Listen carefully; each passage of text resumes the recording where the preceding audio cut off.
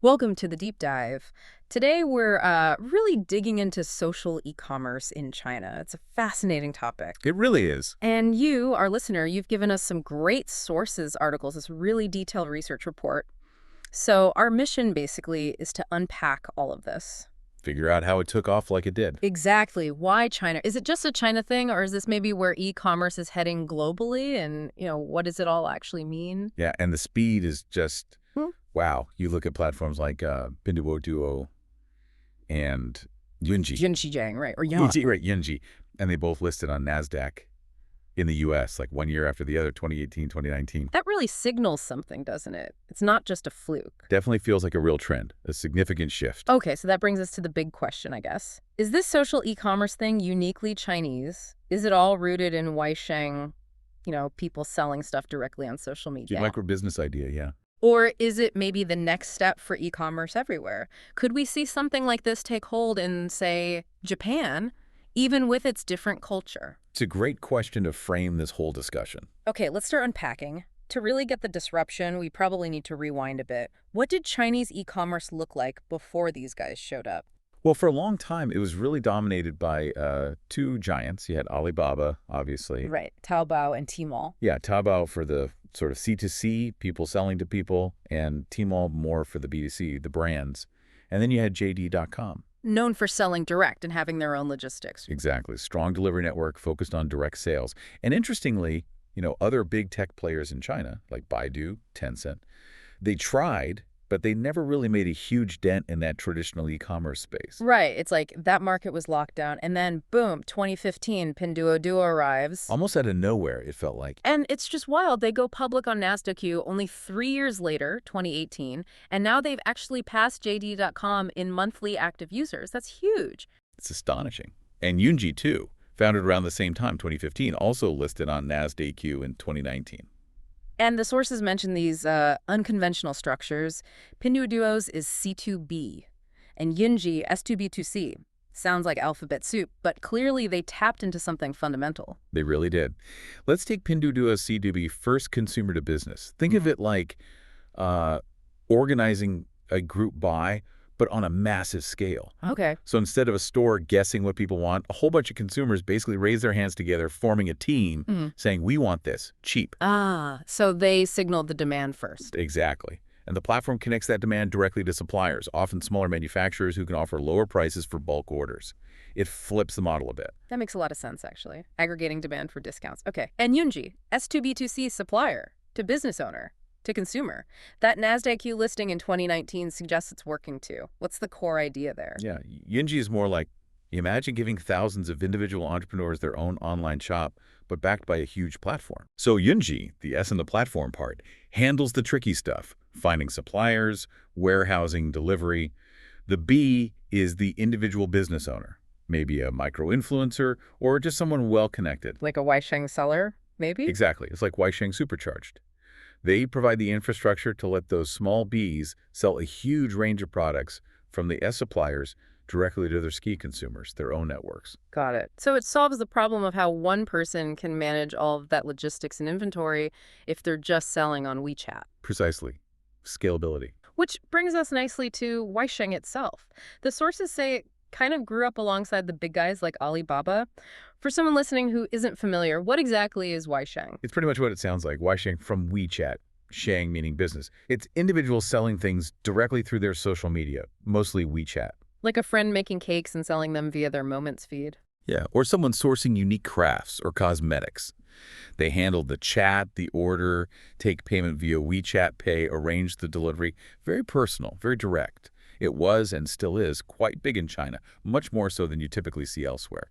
And the sources draw a line from this back to, like, traditional shopping habits in China, this referral thing. Absolutely. Think about those market cities or specialized shopping areas in China. A whole street just selling, say, silk or electronics. Yeah, I've seen those. Sometimes the shops look almost empty, but they're clearly doing business. Right, because they often rely heavily on repeat customers and word of mouth.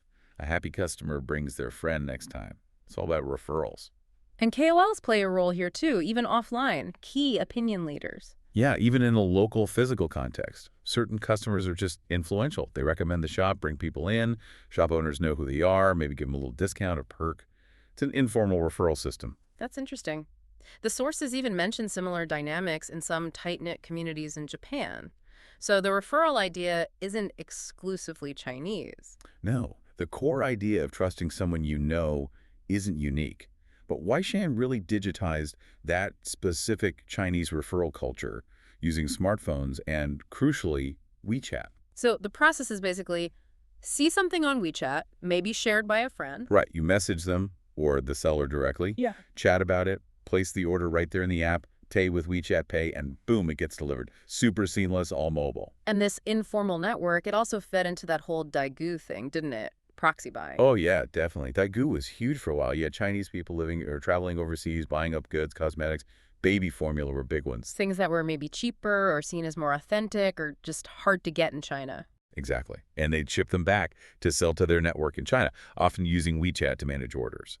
They sometimes found ways around customs duties, leveraging personal allowances and whatnot. This really fueled that explosive buying by Chinese tourists you used to hear about. But then the rules changed. That 2019 e-commerce law that sources mention, what did that do? It basically formalized things. It said, look, if you're selling stuff regularly, even as an individual weishang seller, you need a business license. You're a business. Regulation catches up. And it cracked down on those gray area cross-border shipments, too. Stricter customs, proper tariffs. It made the old Daigou model much harder, much less profitable. So people shifted to more official channels. Yeah, you saw a rise in platforms like Tmall International, the more above-board cross-border e-commerce sites. The Wild West days of Daigou kind of ended. But domestic weishang selling stuff within China, that didn't vanish, right? The sources say it's still growing for certain things. No, not at all. Especially for niche products. Think high-end, unique food ingredients, special handicrafts, things where that personal trust and curated selection really matter. That kind of weishang is still thriving. So it feels like we've got these two parallel tracks of e-commerce developing in China. That's a really good way to put it. Track one is the traditional retail path. Physical stores, big B2C platforms like Alibaba, JD, or maybe evolving into new retail blending online and offline. Okay. Track two is more grassroots. Those individual shops relying on referrals, digitizing into weishang, now scaling up into these social e-commerce platforms like Pinduoduo and Yunji. And crucially, these two tracks are now bumping up against each other. They're competing. Absolutely. And the dynamic is fascinating. Initially, the big B2C platforms were strongest in the big cities with more affluent consumers. While social e-commerce like Pinduoduo started out strong in smaller cities, rural areas. Exactly. But now social e-commerce is making serious inroads into the big cities too. It's like that classic strategy, surrounding the cities from the rural areas. So what made that strategy work so well for Pinduoduo? How did they pull it off? Well, a huge part is their integration with WeChat. It's seamless. And the core mechanic is that group buying team purchase, or kaituan. Right, getting a discount by teaming up. You see a product you want, but there's a lower price if you form a group within, say, 24 hours. So what do? You share it, you hit up your friends, your family, maybe post it in a WeChat group you're in saying, hey, anyone want this? Let's get the deal. Exactly. You initiate a team and blast the link out, usually with your own little recommendation. And that taps into trust. Because it's coming from someone you know, not some random ad or review. Precisely. In online shopping, figuring out if a product is any good is always a challenge. A recommendation from a friend cuts through a lot of that noise. It provides social proof. And that creates this natural viral loop, doesn't it? Yeah. You buy, you share to get the discount, your friends buy and maybe start their own team. Customer acquisition cost becomes incredibly low because your users are doing the marketing for you. And that initial focus on smaller cities and rural areas. That was smart. Maybe targeting consumers who were more price sensitive. Definitely. Urban consumers might have been looking for premium brands or imported goods on Tmall or JD, but in lower tier cities, maybe the priority was getting a good price on everyday stuff. Cleaning supplies, snacks, bottled water, low involvement products. Things you don't need a fancy brand name for, just cheap and good enough. Exactly. Pinduoduo connected these consumers with thousands of smaller, maybe regional manufacturers who could produce those goods cheaply, but didn't have the brand recognition or marketing budgets to compete on the big platforms. So Pinduoduo acted like a matchmaker almost. In a way, yeah. For these manufacturers, it's like, you just focus on making this stuff. The platform, the group buys, the KOLs within the user base, they would handle finding the customers. That's the C2B dynamic again, consumer demand driving the business. It's interesting the report mentions this shift away from search-based shopping, like typing into Google or Taobao, Yeah. towards discovery-based purchasing, finding things through your social feed. That's a key characteristic. You might not even know you wanted something until your friend shares a deal for it. It drives impulse buys, unplanned purchases. And because it comes with that social nudge, Conversion rates are likely higher? the report suggests so, yeah. Yeah. Higher than just browsing a massive traditional platform. Hmm. Now, Pinduoduo wasn't without its issues, right?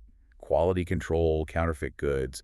That was a criticism early on. Yeah, I remember hearing people in big cities kind of dismiss it as e-commerce for poor people or something. There was definitely that perception. But then, even those urban consumers started realizing, hey, for certain things, why pay more?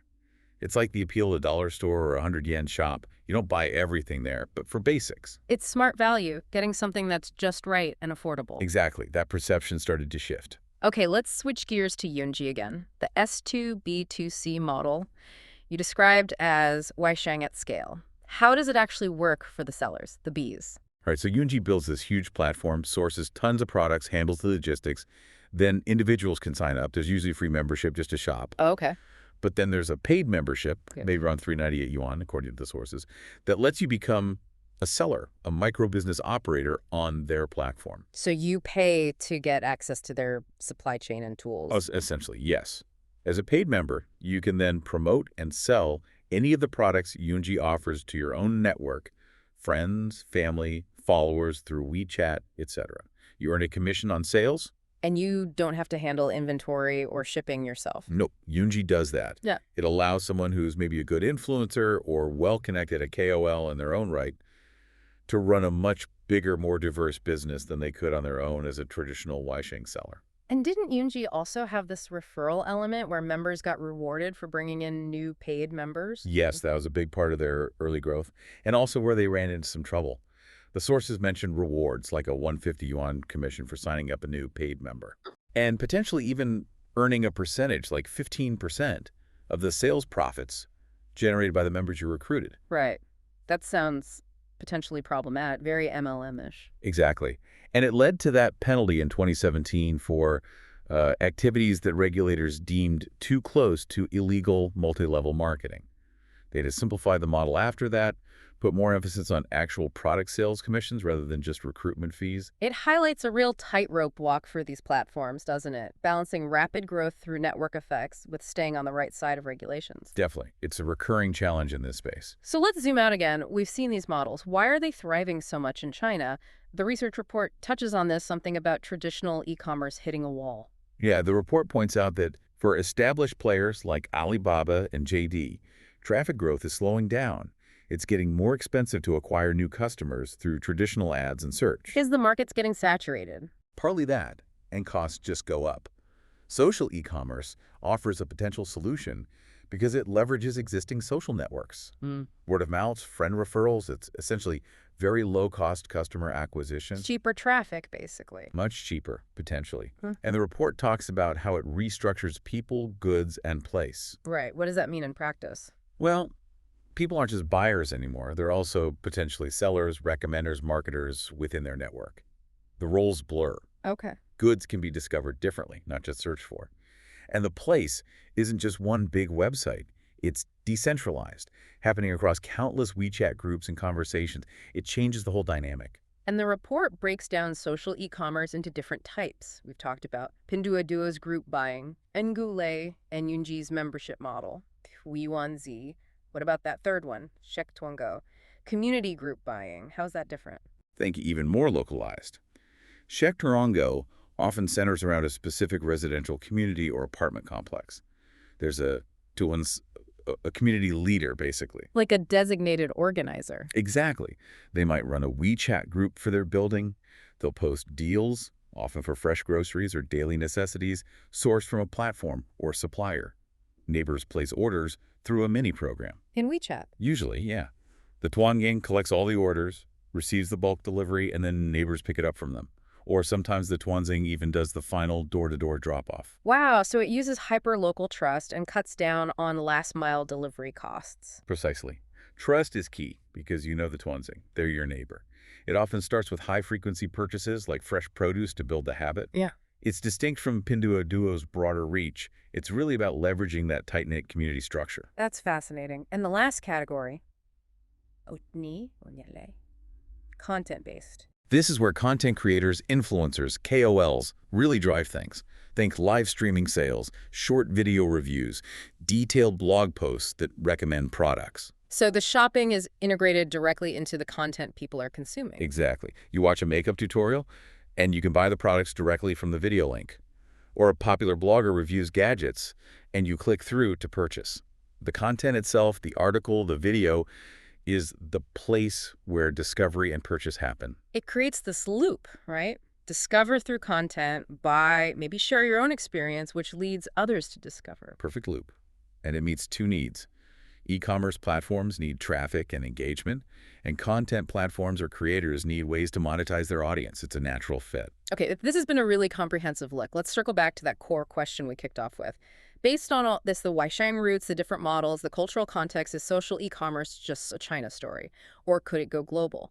Well, it's definitely rooted very strongly in specific Chinese habits and platforms, like WeChat and the pre-existing referral culture. You can't just copy-paste Pinduoduo's model directly into, say, the US or Europe and expect it to work exactly the same way. The context matters. Hugely. But the underlying principles: leveraging social trust, using networks for discovery, finding cheaper ways to acquire customers, making shopping more interactive and community-based. Those seem pretty universal desires, don't they? People trust their friends, people like finding deals. Exactly. Traditional e-commerce can feel quite isolating sometimes, just you in the search bar or the endless product listings. Social e-commerce brings back a human element, for better or worse. And the report did highlight that traffic acquisition is getting harder for everyone online. So the need for alternative models is there globally. The specific form it takes will likely differ. You won't have WeChat integration everywhere, for example, but could we see variations of group buying, community-focused commerce, or influencer-driven sales become more prominent elsewhere? I think that's very possible. So the explosive growth we saw in China, driven by these specific models, that might be unique, but the trend towards more social, more community-integrated commerce, that could be global. That feels like a reasonable takeaway. It's built on local habits, but it taps into broader trends about online communities, trust, and the limitations of purely search-driven commerce. Okay, so final thoughts for you, our listener. We've seen how China's social e-commerce grew out of specific traditions like referral buying and weishang, leading to innovative models like Pinduoduo's group buys and Yunji's platform approach. And we've explored these different types: community group buying, content-driven sales, highlighting how they leverage social networks for everything from discovery to customer acquisition and trust building. It's clear that while the specific execution is deeply Chinese, the core ideas using social connections, making shopping communal, finding ways around high marketing costs, these might have legs elsewhere. So, the provocative thought to leave you with is this. Think about your own online shopping habits, your own social networks. What would a truly social e-commerce experience look like in your context? What elements from China's experience, the group discounts, the community leader model, the deep content integration could possibly be adapted or reimagined where you are? It's definitely something to ponder as the lines between our social lives and our shopping continue to blur online.